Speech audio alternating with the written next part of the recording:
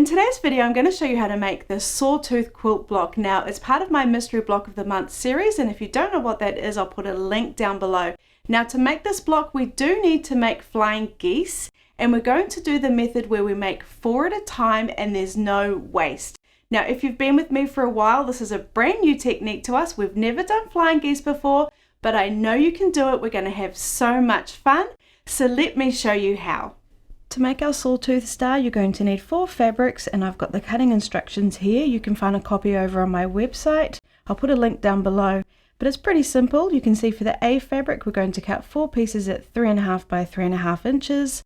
1 piece for the B fabric, which is our center fabric, 6.5 inches by 6.5 inches. The D fabric, which is the stars or the points coming in, 1 piece at 7.5 inches by 7.5 inches. And the F fabric, 4 pieces at 4 inches by 4 inches. So cut those out. Do make sure you press your fabric before you cut, because I do find it's much more accurate. Starting with our B fabric, let's have that right sides facing us. Then take 2 of your F fabrics, and then we want to place them right sides facing down. My fabric doesn't have a right side, but if it does, have it facing down. So we've got right sides together. We're going to pop it up in this top left-hand corner, and we want to line up these edges so they're nicely lined up. Taking our second piece, again right sides facing each other, and we'll place this one down here on the bottom right hand corner, again lining up those edges. So now I'm just going to turn it so I can draw a line coming down from the top to the bottom, and this piece where it overlaps, we're just going to be really careful of that. And I want it on the top, and I want it facing me because it's easier to draw my line on it, and it's also easier to sew that way. So taking my ruler, and we want to draw a line at the very corner here, coming right down to the bottom. So I find it's easier to make sure it's all lined up before you do start drawing. And I'm just using a regular pencil because we're not going to see it. Then I'll draw my line, being really careful here where it's overlapping. Okay, and then what I will do is I will just pop a pin in on either side to hold it in place. Oh, we don't want that to move. If it does move, just check that those edges are all still lined up nicely. Oh, mine has moved. So do be careful.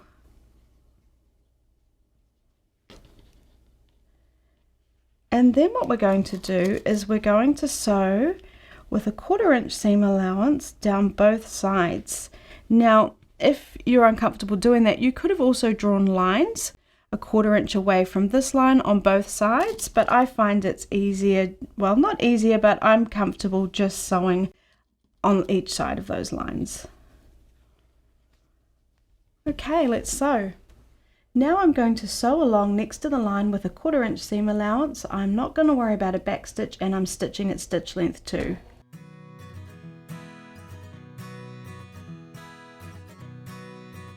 When I come up to where it's overlapping, I'm just double checking that it's all sitting really nicely and really flat, and that line we drew is still lined up nicely. Coming right off the edge, cutting my thread, and now I'm just going to turn it around and do exactly the same on the other side of the line I drew.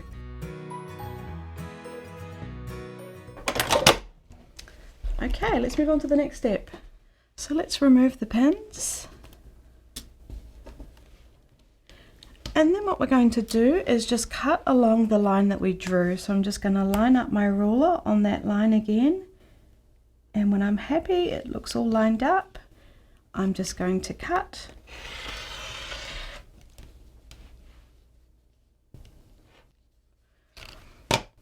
Okay, now we need to press. Setting the stitches, which like the name suggests sets the stitches into the fabric and helps our block lay flatter. Now I've got 1 piece that's sitting on top, well sorry, there's 2 triangles, 1 piece here is sitting on top. I want to fold this one back first, the top piece. I'm going to finger press it, we don't want any creases in there, and when I'm happy I'll press. Then I'll take the second piece and do exactly the same.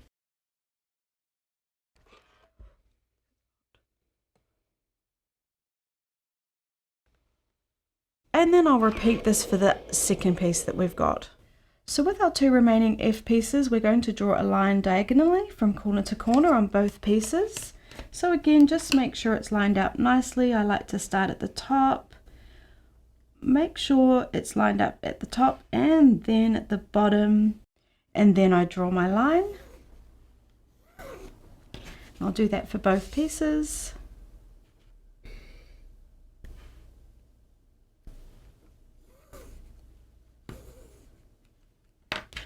Then what we're going to do is take the pieces that we've just sewn. Again, if you've got fabric with the right and the wrong side, place it. Sorry, I should have said that we're drawing the lines on the wrong side of our fabric. Now what we're going to do is place them right sides facing down on this corner here that we haven't sewn a block onto. So make sure it's coming down towards you, creating sort of a heart. Then we're going to take the square or the F piece we just drew our line on and place it in that bottom corner there, lining up both edges. And then I will just pop in a couple of pins to keep it in place for when I'm sewing. Oh.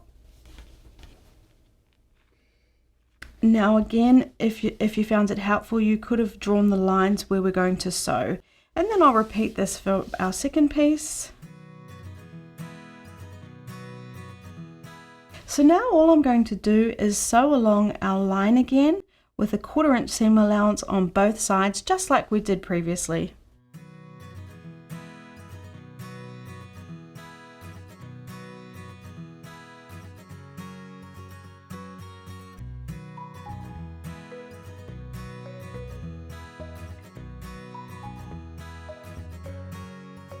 Now I'm just going to cut along that line we drew again on both pieces, just like we did before.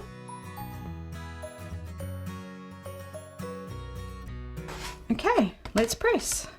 So for all 4 pieces, we're going to set the stitches, open it up and finger press, and then press. And there you can see we've got our flying geese. So repeat that for all 4 pieces.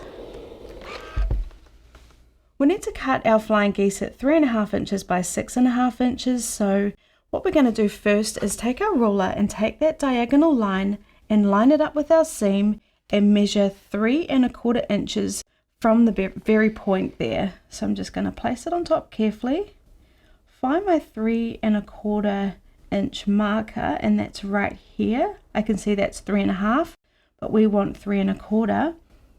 Then I just want to make sure that line is lined up really nicely on that diagonal. My 3.25 inch mark is lining up perfectly where it joins there, and then I'm just going to cut this excess off here on the side. So I've turned my piece around. Let's do this side. Again, we're going to find that 45-degree angle on our ruler, place it on our seam, find our 3.25 inch mark on the ruler and trim. So just take your time at this point. So I can see my 3.25 inch mark is right on my point where it joins there. Now I'm going to cut this excess off. And before we cut, we can just check that it is measuring 6.5 inches. And that looks good to me. My ruler's a bit confusing because you can go both ways, but that looks great. So now let's just trim the excess off on this side.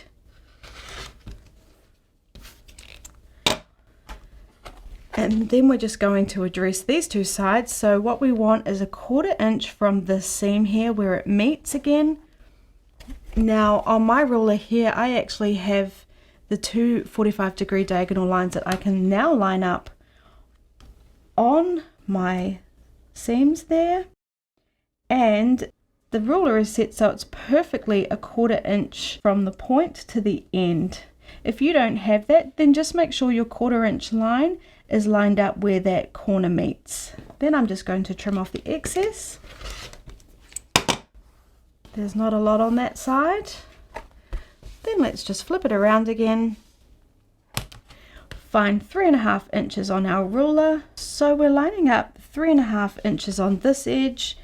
To make sure it's square, we can also pop an edge on a line on this side as well, just so we know it's nice and square.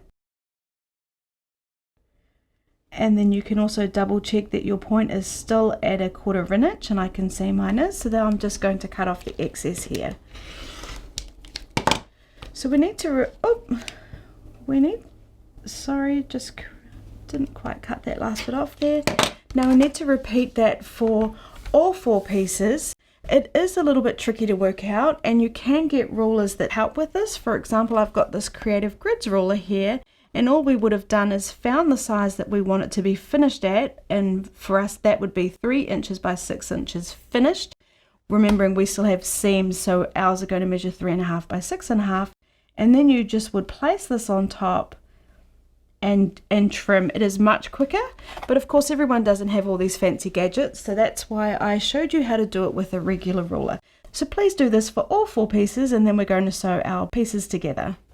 Now it's time to construct our block, and I've got my image here, and I'm just going to place my pieces so that they match the image. So I've got my B piece in the center, and then I'm going to take my flying geese and place them on all 4 sides, and we want them so that the point is coming in towards the center.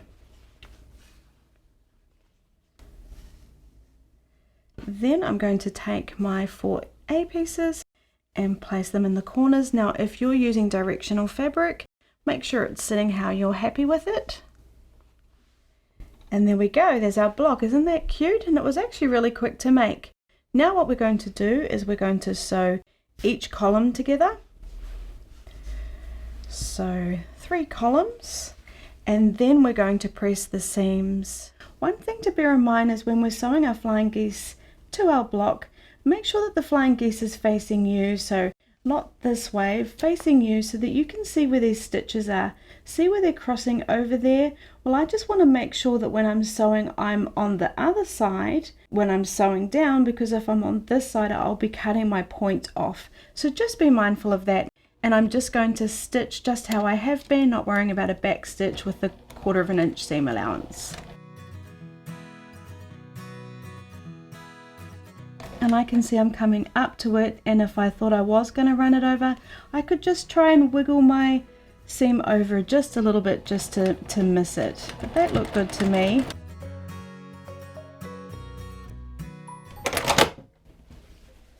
Then if we take a look, you can see that my point is perfect there, and I've not accidentally cut it off. So just be mindful of that.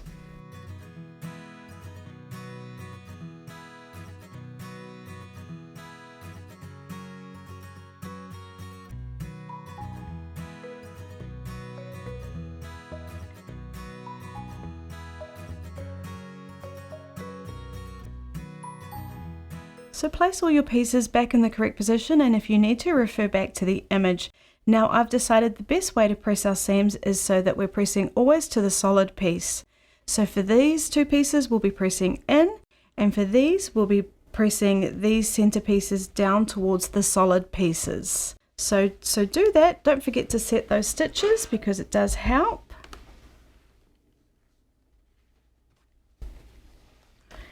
And then press towards our solid piece.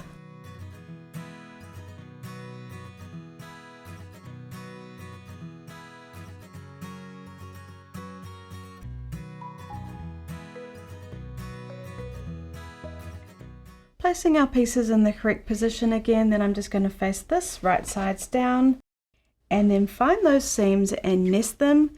So we're just finding the seams where one's pressed and going that way, one's pressed going that way, butting them up against each other. I like to open it up and check that it is all lined up, and then popping a pin in, and then finding the second one,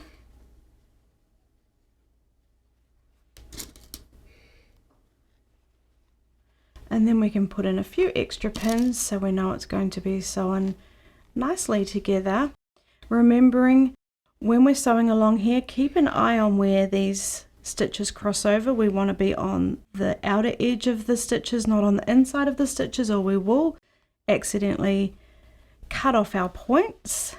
And then when you're happy, sew. So sewing just like we have been. And then just one thing to note is when I come up to these seams here, I'm just going to make sure that the seam is going to be sewn down in the direction that it was pressed. So this seam is going that way. away from me, so let's make sure that's how it gets sewn down so that our block sits nicer.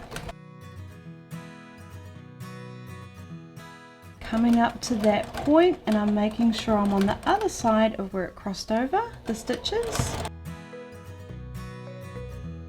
Checking those seams underneath. Cutting our thread, and now let's sew on the other side just like we did this side. So now just setting those stitches again, and then I'm going to press my seams coming in towards the center because it's a little bit bulky here on our flying geese. So just make sure it's sitting all nicely, giving it a finger press. We don't want any creases in there, and pressing.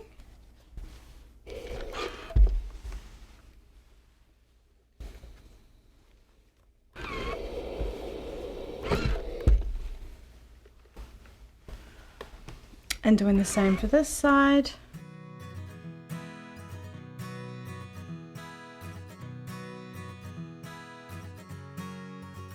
And then we can give the whole block a once over so it's sitting nice and flat.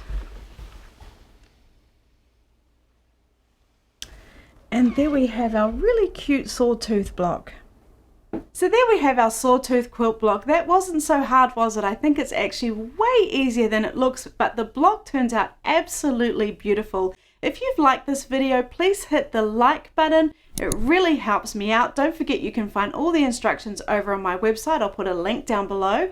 And if you enjoyed this video, you might want to check out last month's block where we did the crisscross block. Thanks so much, and I'll see you in the next video.